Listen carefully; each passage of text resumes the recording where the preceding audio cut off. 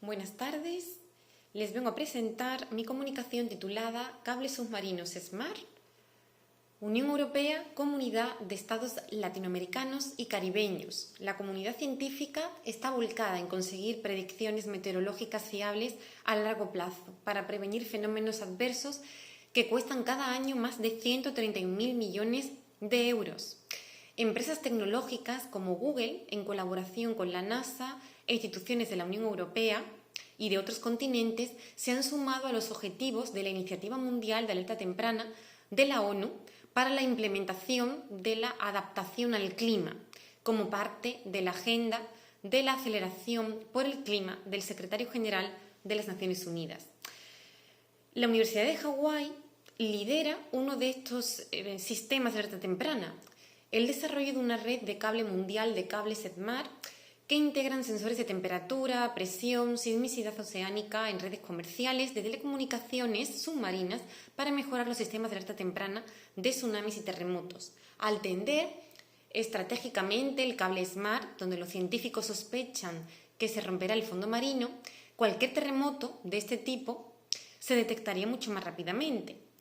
En cuanto a las alertas de tsunami, tanto los sensores sísmicos como los de presión de los cables SMART podrían informar más rápidamente a las autoridades de la llegada de olas oceánicas. La localización, profundidad y magnitud de un terremoto determinan la posibilidad de que se produzca un tsunami y orientan las alertas iniciales.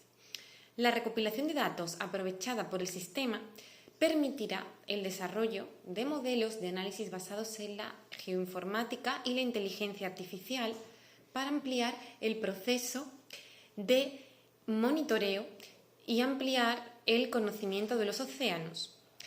Portugal ha sido pionera en los proyectos SMART, lanzando el pasado septiembre su segundo cable submarino inteligente. Si el cable SMART está situado dentro de la zona económica exclusiva o plataforma continental y toca tierra en ese estado, se reducen los obstáculos jurídicos internacionales. La cumbre Unión Europea-CELAC de 2023 volvió a recordar la cooperación Unión Europea-América Latina en el ámbito de cables submarinos. El cable submarino óptico que une los continentes europeos y sudamericano ha lanzado recientemente un consorcio de proyectos de investigación precisamente dedicado a los cables SMART. Es un proyecto innovador financiado por la Unión Europea cuyo objetivo es utilizar los cables submarinos existentes ya utilizados por la comunidad investigadora y educativa en red para vigilar la Tierra y sus sistemas. O sea, se trata de sacarle todo el partido posible a ese programa BELLA, el cable que une América Latina y el Caribe, dotarles de capacidad SMART para que pueda sumarse a los sistemas de alerta temprana y en concreto la Unión Europea ha puesto sobre la mesa esta iniciativa, este proyecto innovador precisamente financiado por la Unión Europea. Además, la Unión Europea, América Latina, han cooperado en este sentido en el Centro de Ciberseguridad en Santo Domingo y la creación de 2 centros regionales Copernicus para la reducción del riesgo de catástrofes, el cambio climático y la vigilancia terrestre y marina. Como vemos, la cooperación en este sentido está siendo bastante fructífera. Y es que América Latina está experimentando una ola de proyectos de infraestructura de telecomunicaciones submarinas, siendo América Central y el Caribe el epicentro.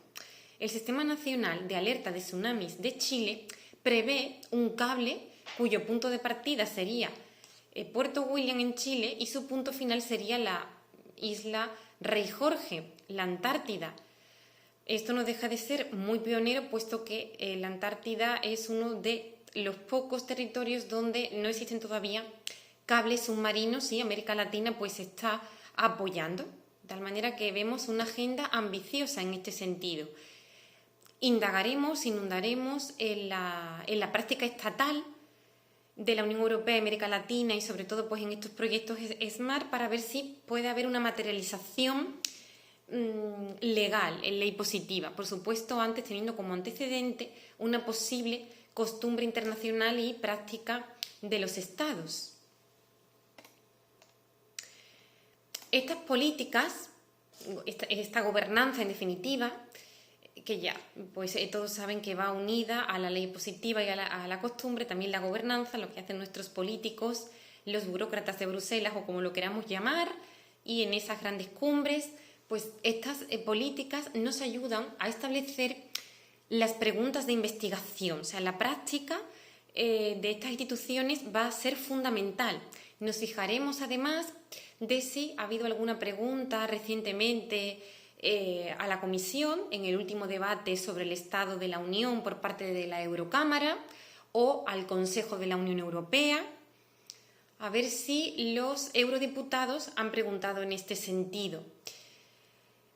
Nos consta que sí, y sobre todo también con problemas de seguridad.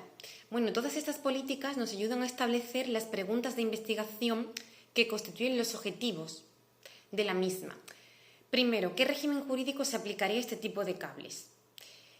¿Simplemente el régimen de los cables submarinos establecido por la Convención de las Naciones Unidas sobre el Derecho del Mar?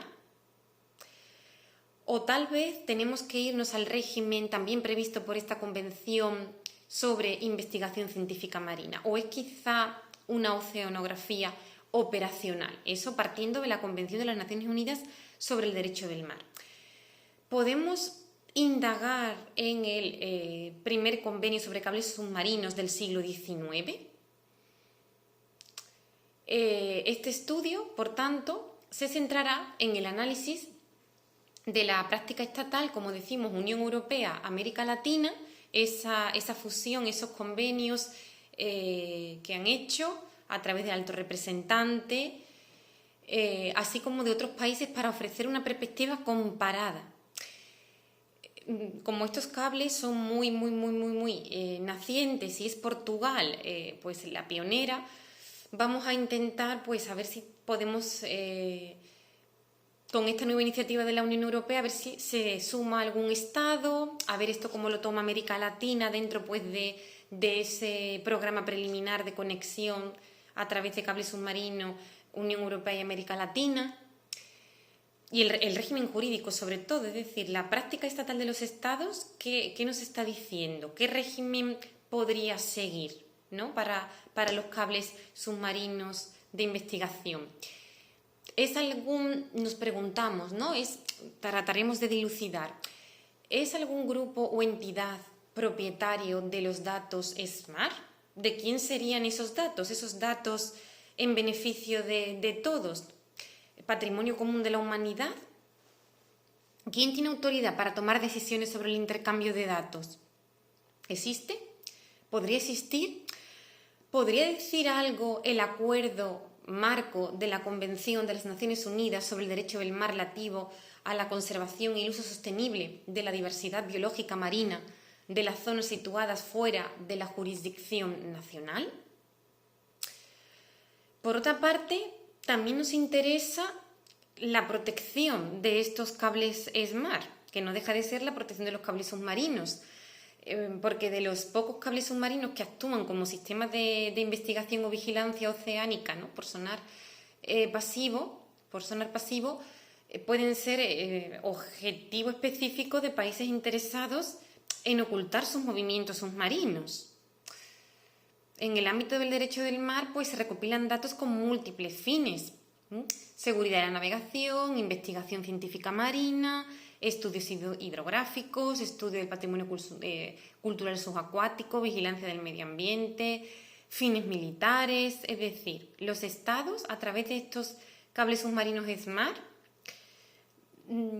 pueden aprovechar para utilizar esa información no solamente como sistema de alerta temprana, ¿no? Es la pregunta o el interrogante, ya colisionando diferentes regímenes jurídicos que se superponen.